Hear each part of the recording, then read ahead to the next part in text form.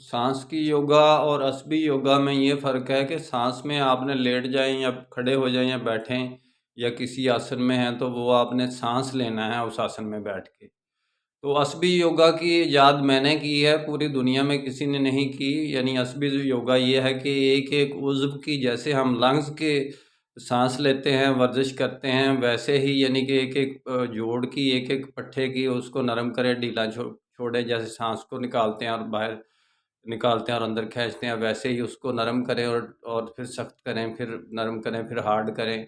ये असबी योगा मैंने ईजाद की है।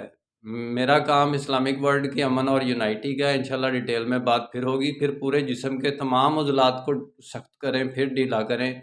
ये एक ऐसी असबी योगा है कि आपको इसके क्या फ़ायदा हैं, ये डिटेल में फिर इंशाल्लाह बताएंगे। निस्बत वहदत खिदमत खैर के साथ, अल्लाह हाफ़िज़।